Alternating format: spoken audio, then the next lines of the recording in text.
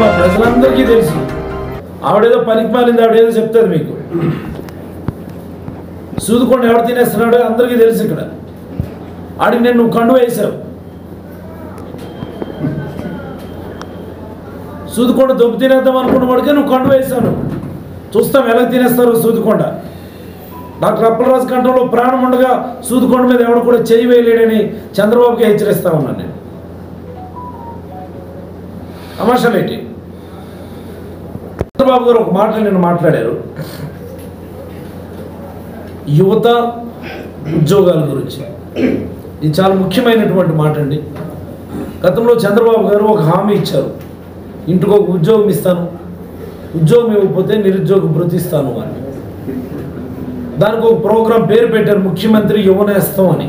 ముఖ్యమంత్రి యువనేస్తం అని ఒక ప్రోగ్రాం పేరు కూడా పెట్టాడు చంద్రబాబు నాయుడు.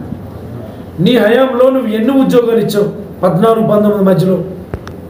అది ముఖ్యమంత్రి యువనేస్తం కాదు, ముఖ్యమంత్రి యువ మోసం అని ఈ సందర్భంగా మీకు అందరికీ తెలియజేస్తా ఉన్నాను.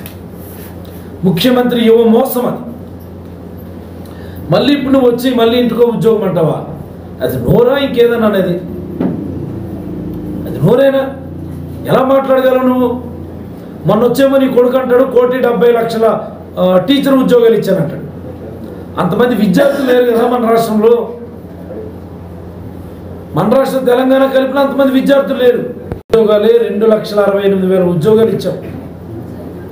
అవుట్సోర్సింగ్ అండ్ కాంట్రాక్ట్ ఉద్యోగాలు కలిపితే 6.2 లక్షల ఉద్యోగాలు ఇచ్చినటువంటి ఘనత శ్రీ వైఎస్ జగన్మోహన్ రెడ్డి గారు. ఉద్యోగాల గురించి మాట్లాడేసి యువతని నువ్వు మోసం చేసి, నిరుద్యోగ భృతిని మోసం చేసి, ఈరోజు వచ్చి నువ్వు డిఎస్సీలు నీ హయాంలో, నీ 14 సంవత్సరాల హయాంలో నువ్వు ఎన్ని టీచర్ ఉద్యోగాలు ఇచ్చావో, నువ్వు ఎన్ని ప్రభుత్వ ఉద్యోగాలు ఇచ్చావో మాకు అందరికీ తెలుసు. ఇంతకీ పనికిమాలిన మాటలన్నీ వయసు పైబడింది మీకు. గతంలో మీరు చేసినటువంటి పనులు మీకు గుర్తుండడం లేదు. నిన్న మాట్లాడిన మాట ఈరోజు గుర్తు రావడం లేదు. ఈరోజు మాట్లాడిన మాట రేపటికి గుర్తుండడం లేదు. ఈ విషయాలన్నీ కూడా టీవీలో చూసిన ప్రతి వాడికి కూడా అర్థమవుతుంది.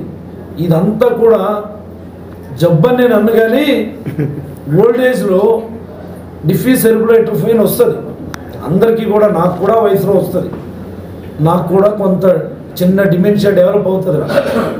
ఆ డిమెన్షియా ఉండడం వల్ల మీరు ఈ రకంగా రకరకాలుగా మాట్లాడుతూ ఉన్నారు. ఎందుకు చంద్రబాబు గారు అనవసరంగా మాలాంటి వాళ్ళతో తిరిగి తిట్టించుకోలేచ్చా ఉందా అసలు నీకు? నీ హయాంలో ఇచ్చినటువంటి శాంక్షన్ ఏంటి చంద్రబాబు? నీ హయాంలో ఇచ్చిన శాంక్షన్ ఏంటి? నీ హయాంలో ఇచ్చినటువంటిది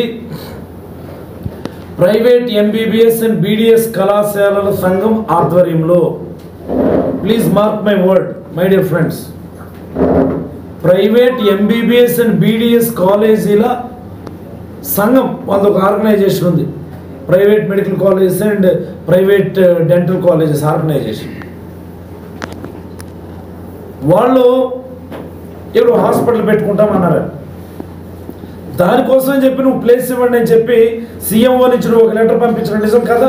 ప్లేస్ ఐడెంటిఫై చేయండి, వీళ్ళు private medical college and dental college వాళ్ళు హాస్పిటల్ కట్టుకుంటారట పరాసం అని చెప్పి నువ్వు ప్లేస్ చూడమను. నువ్వు వచ్చేమో 200 రూపాయల ఆసుపత్రి ఇచ్చానని చెప్తావా? మనిషివా మృగాని వస్తుంది నువ్వు? మేము హీరోలో కనిపిస్తున్నాం. మేము చదువుకున్నాం, ఎంబీబీఎస్ చదివాం, ఎండీ చదివాం. నీ పనికిమాల వేషాలన్నీ కూడా మాకు తెలుసు. మాకు నువ్వు ఇస్తేది మేము కట్టామా? మాట్లాడడానికన్నా అదుపుండా. డయాలసిస్ సెంటర్లు ఇచ్చావు, ఎన్ని ఇచ్చావు నువ్వు? ఈరోజు ఎక్కడైనా ఒక వార్త వస్తుందా? ఆటోలో కిడ్నీ బాధితులు చనిపోయాడని, బస్సులో కిడ్నీ బాధితులు చనిపోయాడని, ట్రైన్లో కిడ్నీ బాధితులు చనిపోయాడని, ట్యాక్సీలో కిడ్నీ బాధితులు చనిపోయాడని ఎక్కడైనా ఒక వార్త ఉందా? నీ హయాంలో రోజు వార్తలే కదా. పెన్షన్ ఇచ్చావు, ఎంతమందికి ఇచ్చావు నువ్వు? 700 మందికి ఇచ్చావు రాష్ట్ర వ్యాప్తంగాను. ఏ మనిషివయ్యా అసలు? నాకు అర్థం కాదు. ఏ పుట్టుగది నీది?